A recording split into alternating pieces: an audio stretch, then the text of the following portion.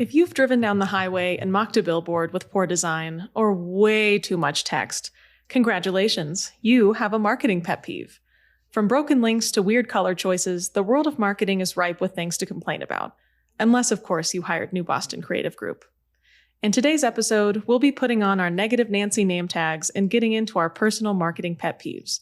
But first, this episode is brought to you by Magnemile Glass, a magnifying glass for reading billboards with tiny itty-bitty text.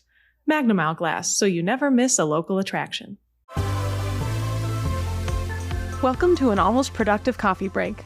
The same bold flavor of our original podcast brew in a single shot. Perfect for those times when you need a quick marketing pick-me-up. I'm Sean. I'm Julie.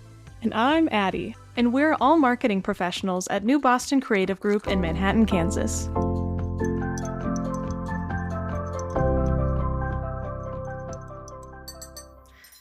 So I'm excited for today's episode. It is going to be maybe a little negative, but I think that our complaints can act as cautionary tales so people don't fall into these same marketing traps. So I'm just going to start by opening the floor and asking, do you guys have a biggest marketing pet peeve? Biggest. Yeah, biggest. Okay. Biggest. Number one on the list. Number one. Number one on the list is direct mail. Stay out of my mailbox. You are ruining the environment. I don't even open your dumb letter. I just take my address part off so I can shred it. You're creating work for me. You're killing trees for nothing.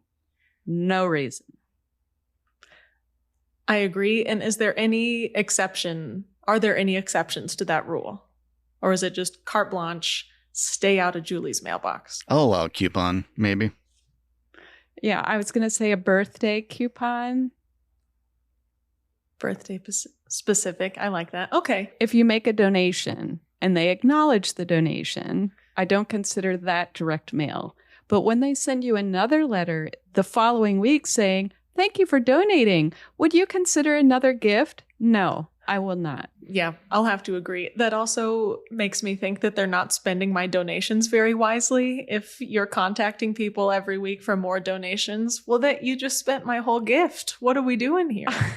100%. I just paid to market to myself. Yeah, I think my biggest, even though I've got a lot, but the one that I think always strikes me is bad stock photos. And because I understand sometimes you just need to use a stock image, but there are a lot of good stock images. And so when you pick a bad one, it's really hurtful that you couldn't find out of the millions one that made sense. Is there one that you have just seared into your brain? No, I'm trying to think of a good example, but a lot of times it's so obviously stock. I think maybe is the ones that get me the most of like, oh, I pulled up a website and it's a stock image of supposedly their customers or even their employees. And it's so obviously not. And it's a bit insulting that they think they would trick me with that for some reason. Agree. Same page. In that vein, local businesses who have location stock photos, who are maybe they're in Kansas, small town Kansas, and they're showing big skyscrapers in a city somewhere on their website. I'm like, guys, we can't just show a field, show something a little more Kansas specific. Don't even show people. But that drives me a little nuts. Right. Because right then it's just like, it just takes a little effort to pay attention of like, I need an image of a town. Okay, don't use a town that's obviously not yours. So my biggest number one is I'll see an ad for maybe a dress or a sweater, and I decide that I need it. I need this item of clothing. And I click on the ad, and I'm ready, and I'm willing to spend money. But it takes me to the home page of the website instead of that specific product. And that drives me bonkers because they're losing out on so many potential purchases. I don't have the time. I don't have the will to sort through all the filters and search for that specific item. Just take me right to it. The technology exists and they're not using it. And that, as you can see, really gets me worked up. Yeah, that is very frustrating. Anytime you click on a thing and you land on something that's not your expectation, it just feels like you're being dropped into a maze. Like, what just happened? Like, I thought I clicked on this and now I'm here. What's going on? This is especially aggravating to me when it's a large company who I know has the resources to figure this out.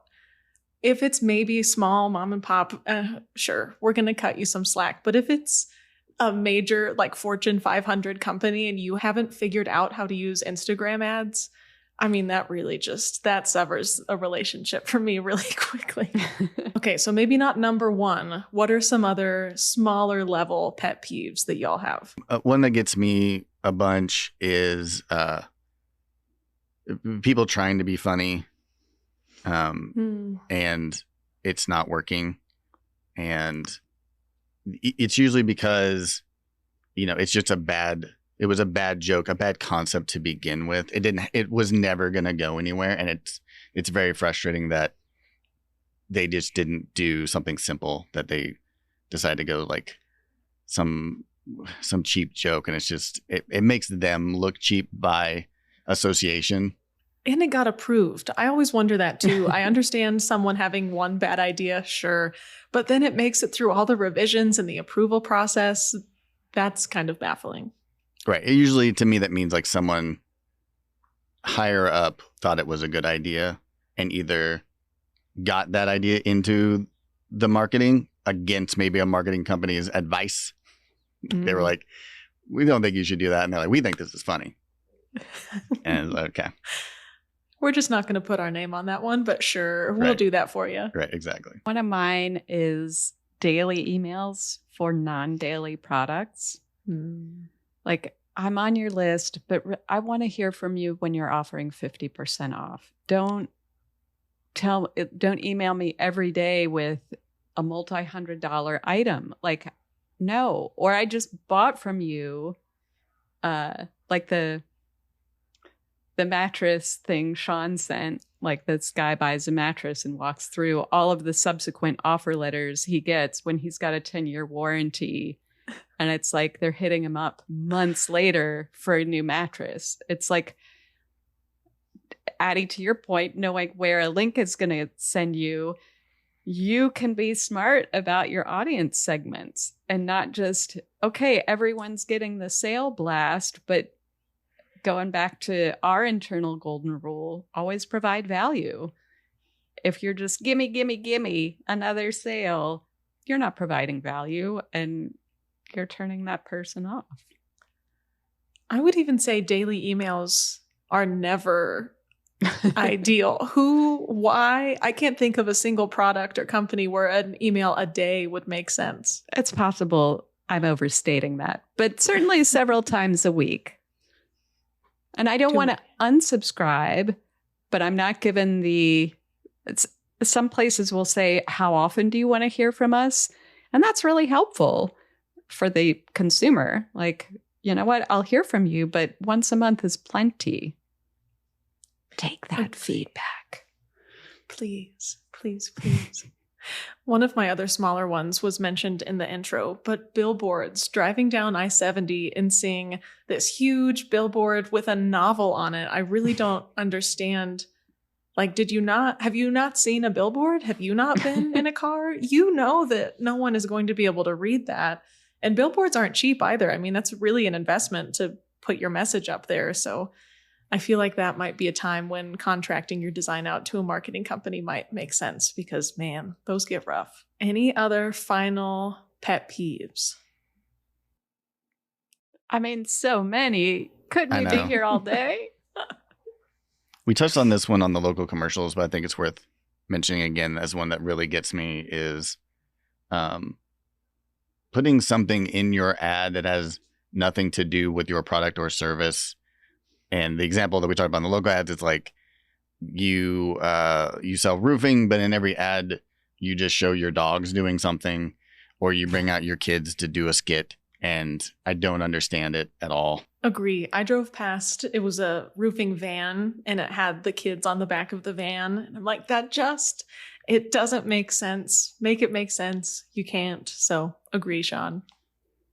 This isn't technically marketing, but like when news programs have a segment on July 4th, say, of here are the top July 4th foods. Like, hell no.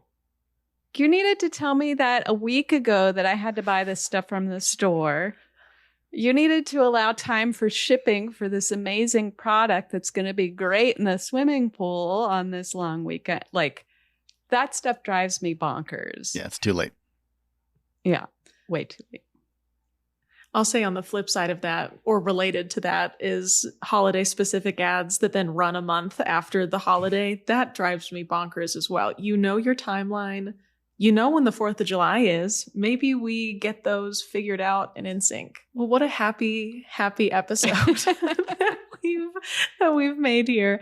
Do y'all have any closing thoughts or perhaps the anecdote to any of those pet peeves? Hire a marketing company who knows what they're doing to help. Yeah, I'm gonna co-sign on that and say also just the importance of reviews and taking feedback even within your internal team. I think having multiple people look at something and kind of make sure that it makes sense for your brand versus having one person just kind of steamroll ahead with something they think is cute or is funny or is topical, and kind of really thinking through those things as a team is usually a good call. And I would add, consider the review from your customer or client side, because so often we hear like, well, I want to say this. That's great, but what do your customers care about? And make sure it makes sense for the people that they're really trying to reach. Couldn't have said it better myself, Julie. Thank you both. That's all I have for us today.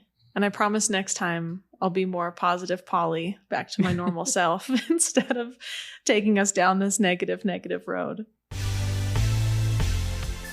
Thank you for listening to this episode of Almost Productive. If you'd like to learn more about what we do at New Boston Creative Group, you can reach us at newbostoncreative.com.